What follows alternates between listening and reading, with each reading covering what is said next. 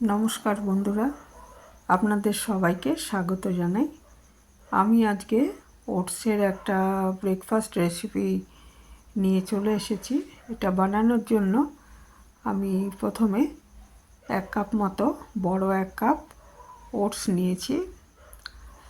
এটা হাতে একটু এরকম ভেঙে নেওয়ার মতো করে নিচ্ছি, মানে গ্রাইন্ড করলাম না, হাতেই একটু এটাকে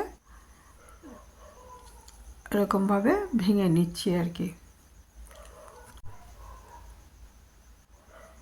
আর এদিকে আমি এটা দেখুন অনেকটাই ভাঙা ভাঙা হয়ে গেছে।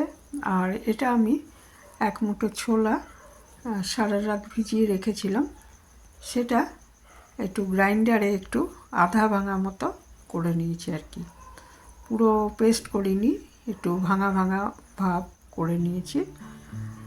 আর এটার মধ্যে পরিমাণ মতো নুন দিয়ে দিয়েছি, আর দিচ্ছি চাট মশলা। চাট মশলা না থাকলে আমচুরও দিতে পারেন। দিয়ে দিচ্ছি একটু লাল লঙ্কার গুঁড়ো,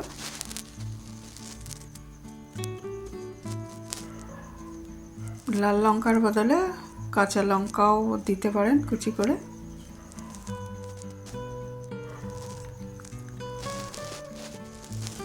তারপর এটা একটু হাফ কাপ মতো জল দিয়ে মেখে রেখে দিচ্ছি, তাতে এটা একটু ভালো মতো সব মিশেও যাবে আর ওই ওটসটা একটু ফুলে উঠবে। এই জন্য একটু ভিজিয়ে রেখে দিচ্ছি। তো খুব বেশি জল দিলে পরে অসুবিধা হতে পারে। এটা মোটামুটি হাফ কাপ জল দিয়ে আমি মেখে নিয়েছি আর কি।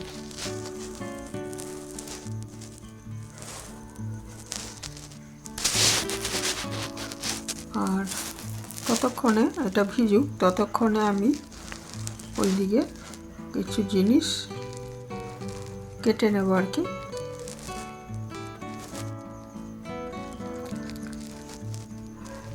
এটা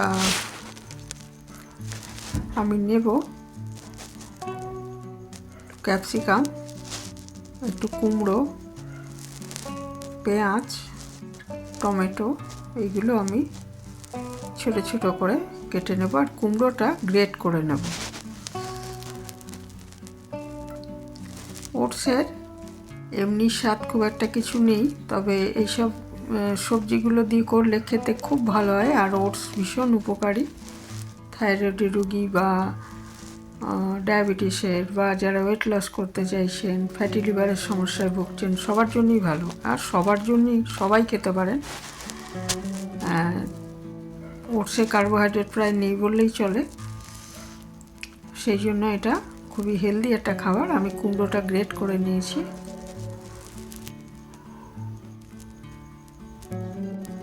এভাবে কুমড়োটা দিলে এটা স্বাদটা অনেক বেড়ে যাবে। আর আমি ছোট দুটো টমেটো, একটা মাঝারি সাইজের পেঁয়াজ আর অর্ধেকটা ক্যাপসিকাম, এগুলো ভালো করে ধুয়ে নিয়েছিলাম। তারপর এটা খুব ছোট ছোট করে কেটে নিতে হবে, যতটা সম্ভব ছোট করে কেটে নিয়েছি। নিয়ে এগুলো একসাথে মিশিয়ে দিচ্ছি।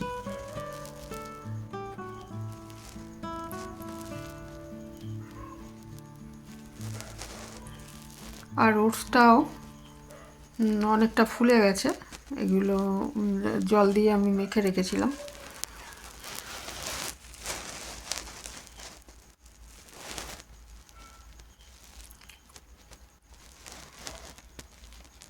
সব জিনিসগুলো খুব ভালো মতো মিশিয়ে নিচ্ছি।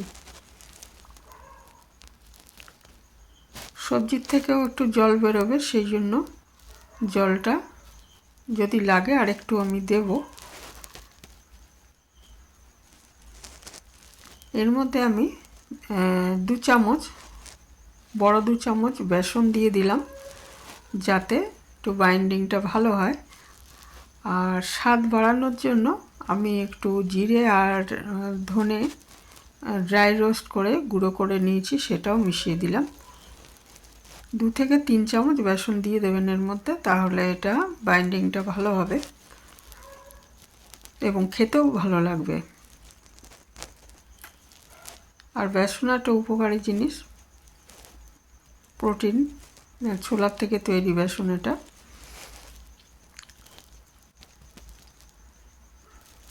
সমস্ত কিছু ভালো মতো মেখে নিচ্ছি। আর একটু ধনেপাতা কুচি যদি দিয়ে দেন এর মধ্যে তাহলে টেস্টটা আরও বেড়ে যাবে। তো এই জন্য আর একটু ধনেপাতা কুচি আমি দিয়ে দিচ্ছি এর মধ্যে।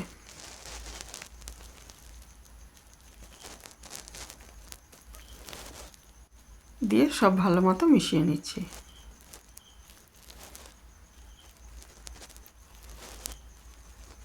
তো ব্রেকফাস্টের জন্য বা রাতে খাবার জন্য, ডিনারের জন্য এটা খুবই ভালো হবে।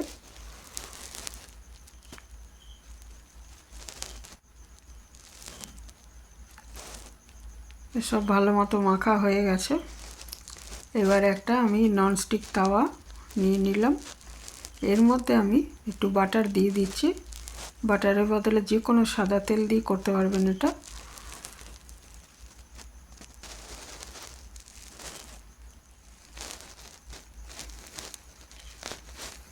তো তাওয়ায় ভালো মতন দিয়ে দিচ্ছি বাটার, দিয়ে তারপরে এটা আমি হাতায় করে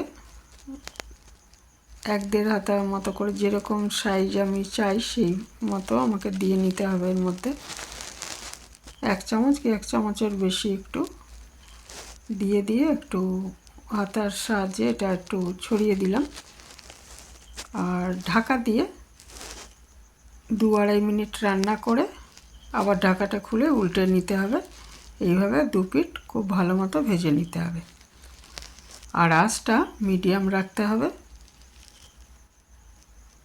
আঁচটা চড়া থাকলে ওটা পুড়ে যাবে আর ভেতরটা ঠিক মতো হবে না, কারণ সবজিগুলো তো রয়েছে, সবজিগুলো সেদ্ধ হতে হবে। সেই জন্য আঁচটা মিডিয়ামে রেখে ঢাকা দিয়ে করলে ভেতরে সবজি, অনেক সবজি রয়েছে, যে ক্যাপসিকাম, তারপরে কুমড়ো, টমেটো, এগুলো না হলে ঠিক মতো মানে হবে না, রান্না হবে না। সেই জন্য আঁচটা লো টু মিডিয়াম রেখে ঢাকা দিয়ে এটা 2 পিঠ ভালো মতো ভেজে নিতে হবে।